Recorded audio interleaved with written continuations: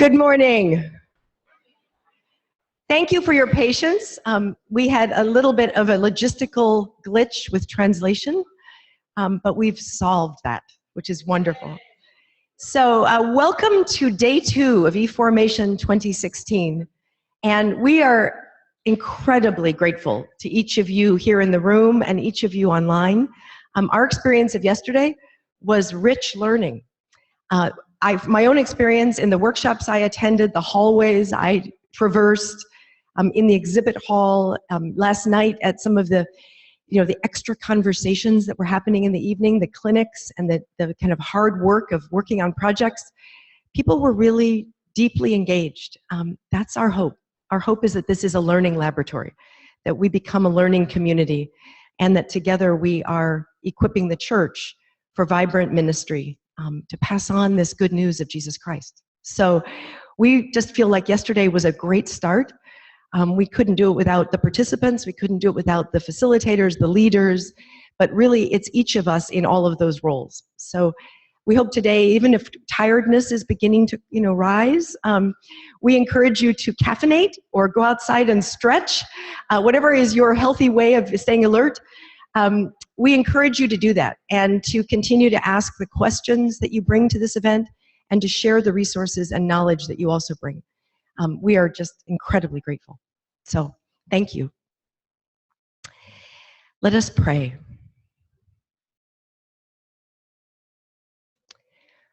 Lord, let the good news of your marvelous deeds fall on every ear, and let all tongues rejoice in your wisdom, your compassion, your faithfulness, and your love. Make me bold and let me share your word with those who you desire to reach. As my heart overflows with your love, speak through me, speak through us. Let you proclaim your glory and your majesty, and tell of the kindness you have shown your people. This I ask through Jesus Christ, our Lord.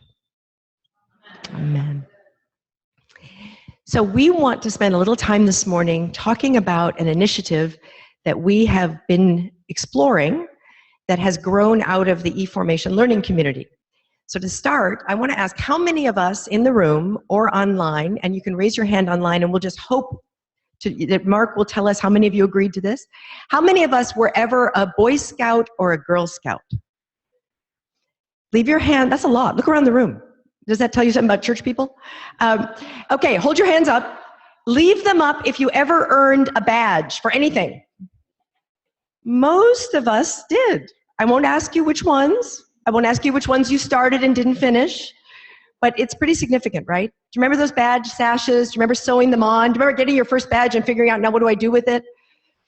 So we have been, through eFormation and the learning community, we have been engaging in digital badging, the opportunity to bring the skills, the knowledge of people with digital literacies into a measurable format where you actually achieve something like a badge, you actually feel like you know something, and you actually transfer that knowledge to a relevant and current application.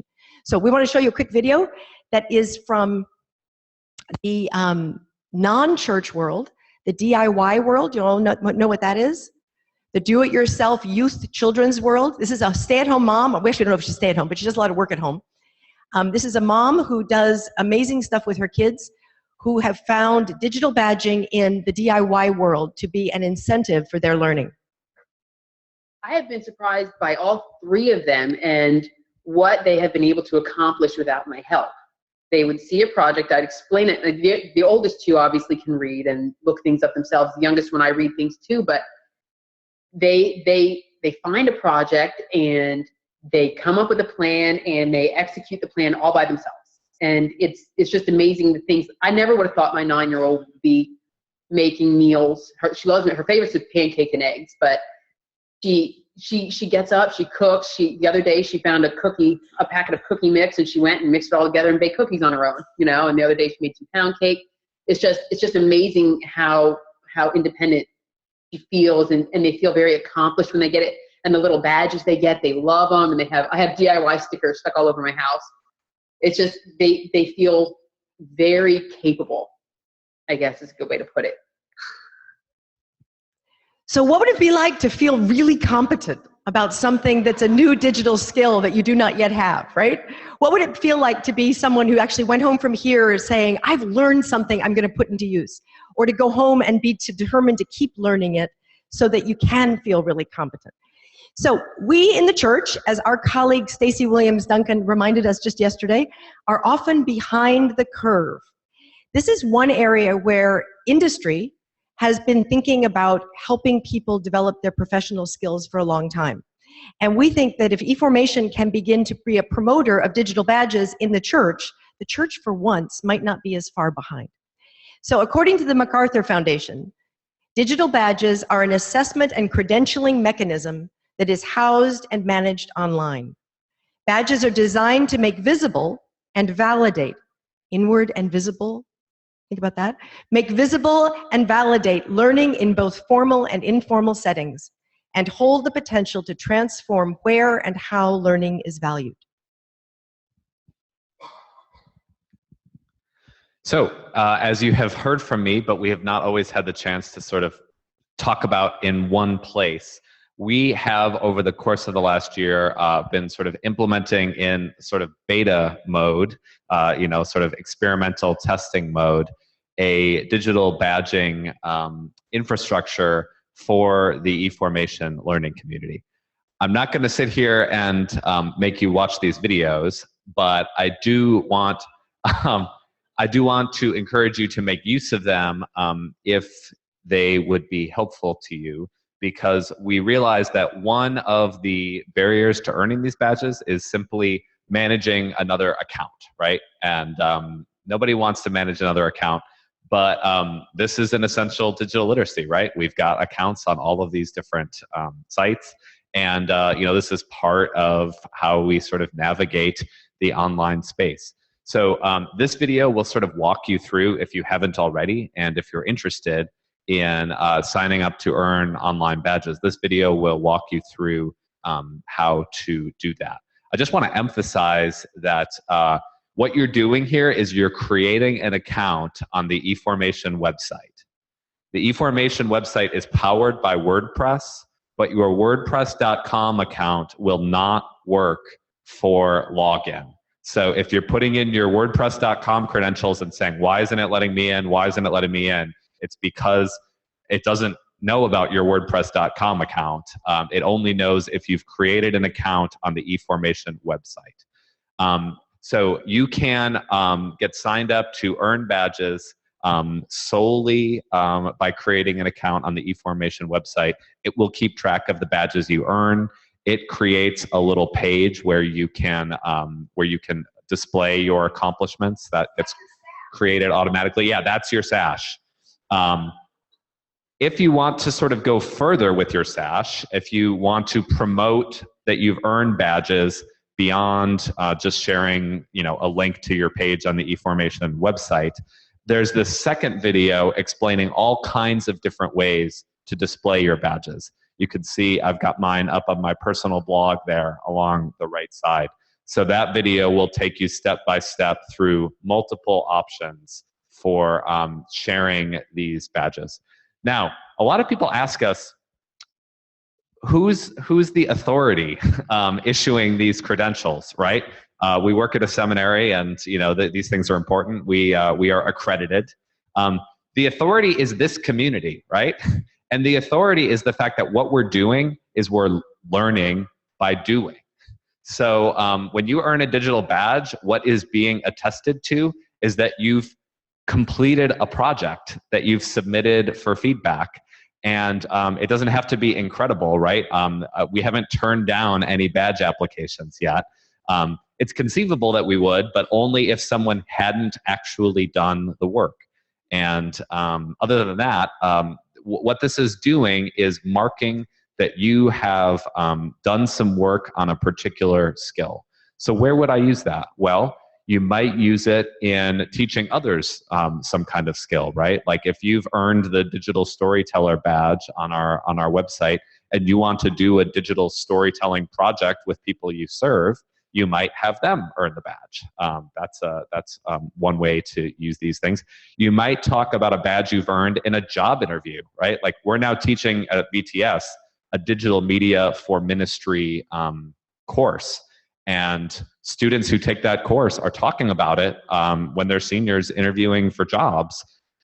They're saying, I see Mark shaking his head over there. He was one of the people who took the course and has mentioned it. These are people who, even if you're not going to be responsible for the actual implementation of digital communication products in your church, you're probably going to need to speak the language well enough to supervise the people who do, to hire an outside person to help you with it if that's an appropriate thing in your congregation.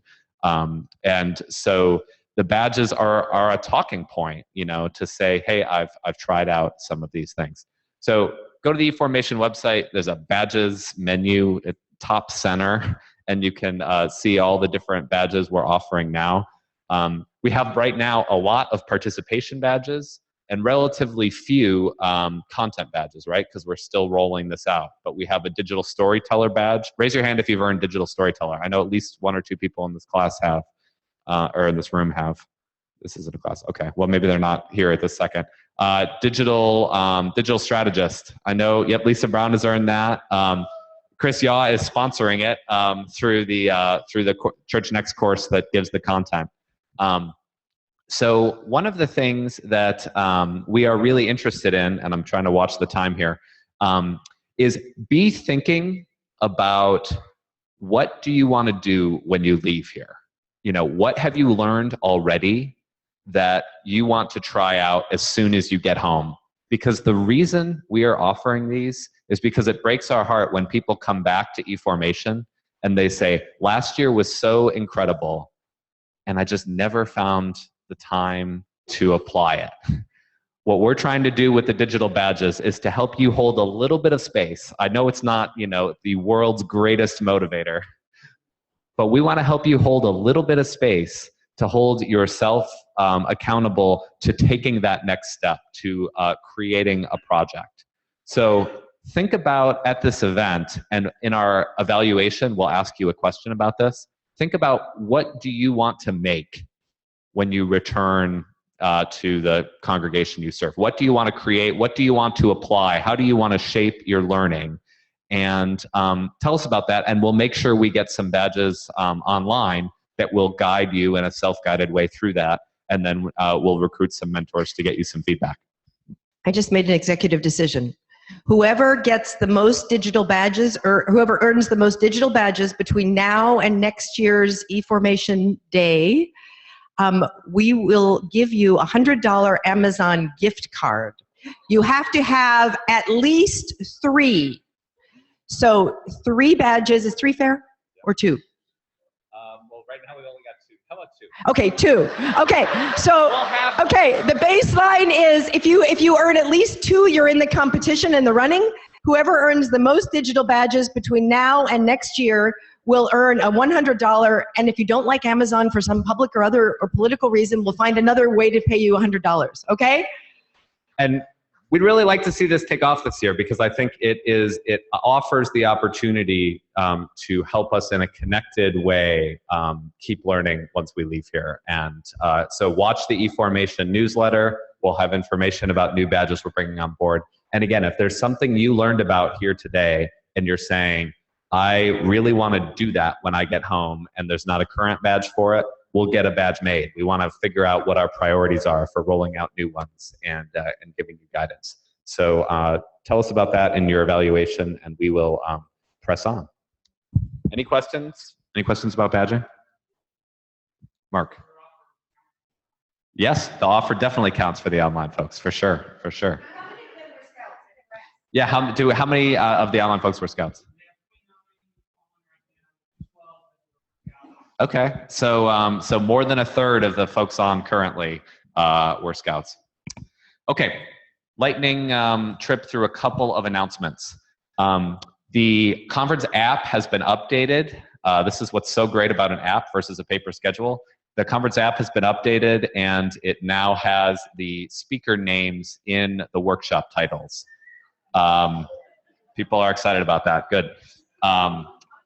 Sorry it wasn't included originally, but we're glad we've got them in there now. I think that might not be true for like some of the evening clinics, but for the most part, you know, you're good to go. There is no afternoon plenary today. We just go right into workshops at 2. So our worship is going to be at 1:30 in the Addison atrium, you know, which is, you know, sort of there where the stairs are. You can see some pictures from last year. If you were with us on Wednesday last year, we worshiped out there. We don't know exactly how it's going to work. There's a lot of us. You can be on the second floor. You can be on the first floor. You can be downstairs. The sound reverberates beautifully in that space, and it'll be an adventure, and it'll be lovely. One of the songs that we'll sing, the text of that song is in your app under worship. So have a look at the app there. So the workshop's at 2 o'clock. Evening program continues tonight. I know we had some really good turnout in some sessions, and we're, like I said, this is an experiment, but everything that was offered last night, is offered tonight as well. We've got different masterclass consultants. We've got different clinic facilitators, but there's great coffee and great snacks. And if you still got some energy at the end of the day, come on back over and take advantage. At 9 tonight, John Angadi, our musician, is going to give a little concert in the pub. So if you were in 1823 last night, there may have been music playing on the radio, but tonight we'll have live music. So 9 o'clock in 1823. I have an announcement here. Oh, shoot. I knew I was going to do this. There's going to be a growchristians.org writer-reader meetup today in the refectory. Grow Christians is a joint ministry of Forward Movement, one of our sponsors, and Plainsong Farm. Nuria Love Parish is in charge. Nuria, I'm sorry, I forgot to print out the text. Is there anything I forgot to say? Okay. Meet up in the refectory, eat dinner together. Is there a way the webinar people can participate? Okay, tweet to @Nuria, maybe the best Twitter handle in this room. Not many people get to have their first name. Tweet @Nuria if you'd like to get connected in some way with the growchristians.org meetup. It's a website for families practicing faith at home. Anything else?